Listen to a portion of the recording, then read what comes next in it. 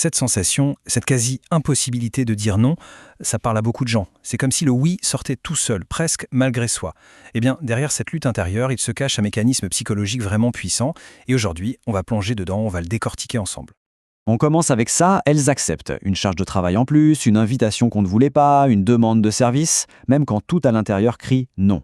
L'envie n'y est plus, c'est devenu un réflexe, un automatisme. Ensuite, elles s'adaptent. Tout le temps. C'est une sorte de contorsion permanente pour coller aux attentes des autres, quitte à complètement ignorer ses propres besoins, ses propres désirs. Elles arrangent aussi, elles lissent les angles, elles anticipent les problèmes. Tout ça avec un seul objectif en tête. Surtout, ne jamais déranger. Ne jamais être perçu comme un fardeau. Et bien sûr, elles calment. Dès qu'une tension apparaît, qu'un conflit menace, hop, elles interviennent. Elles jouent les médiateurs, les pacificateurs, souvent en sacrifiant leur propre tranquillité au passage. Finalement, elles supportent. Elles prennent sur elles, encore et encore, jusqu'à l'épuisement. Et le pire, c'est que bien souvent, elles ne se rendent même pas compte à quel point elles se sont oubliées en cours de route. Alors, la question se pose, est-ce que c'est juste de la gentillesse à l'extrême, une grande générosité ? Parfois, oui, bien sûr. Mais très souvent, c'est le symptôme de quelque chose de bien plus profond. Un programme inconscient qui tourne en boucle. Un peu comme un vieux logiciel qui dicte les actions sans qu'on s'en aperçoive. Pour y voir plus clair, voici notre feuille de route. On va d'abord explorer ce fameux dilemme des trop gentils. Ensuite, on plongera au cœur du réacteur. Le driver fait plaisir. On verra ce que coûte ce oui permanent. Et surtout, on cherchera des pistes pour apprendre à dire non et finalement à aimer sans s'oublier. C'est parti pour notre première étape, le dilemme des trop gentils. De l'extérieur, ça a l'air d'être une qualité formidable, non ? Mais qu'est-ce qui se cache vraiment derrière cette amabilité à toute épreuve ? Pour comprendre le mécanisme, il faut introduire un concept essentiel qui vient d'une approche appelée l'analyse transactionnelle, le driver. Alors imaginez un petit programme, une sorte de micro-logiciel installé dans notre cerveau pendant l'enfance. Sa seule et unique fonction, nous donner le mode d'emploi pour être aimé, pour être accepté. C'est en quelque sorte un manuel de survie affective.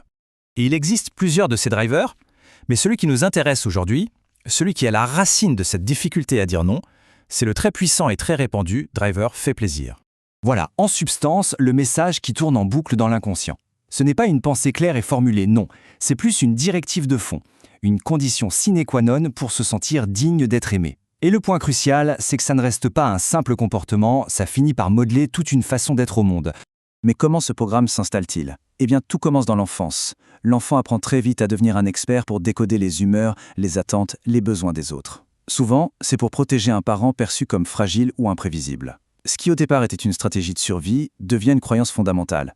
Pour être aimé, je dois faire plaisir. Le drame, c'est qu'en devenant un expert du monde des autres, on finit par devenir un total étranger dans son propre monde intérieur. Alors on en vient aux conséquences, parce que ce driver à l'âge adulte, il a un coût. Un coût énorme, et souvent complètement invisible de l'extérieur. En fait, chaque oui qui cache un non est une petite trahison envers soi-même. Et mises bout à bout, ces trahisons coûtent cher. Elles alimentent une peur panique de décevoir, un besoin presque maladif de l'approbation des autres. À force de s'effacer, on ne sait même plus qui on est, ce qu'on veut vraiment. Ça mène à des relations déséquilibrées, et au travail, c'est la voie royale vers le surmenage. Ce qui est absolument frappant, et ce tableau le montre bien, c'est le fossé gigantesque entre la façade et ce qui se passe à l'intérieur. Dehors, tout va bien. On est calme, patient, conciliant. Mais dedans, c'est une véritable cocotte-minute. La frustration monte, le ressentiment s'accumule, la colère est contenue. Jusqu'au jour où tout explose. Souvent, d'ailleurs, à la grande surprise de l'entourage qui ne voyait rien venir. Et tout ça, ça nous amène à la question centrale, la seule qui compte vraiment. C'est la différence entre un don qui est libre, choisi, généreux, et un don qui est contraint par la peur. Quand on ne peut plus s'empêcher de faire plaisir, on n'est plus dans la générosité. On est piloté par ce vieux programme. Bon, alors, comment on fait ? Comment on modère ce driver sans pour autant devenir complètement égoïste ou indifférent ? C'est tout l'enjeu. Voyons quelques pistes concrètes pour y arriver.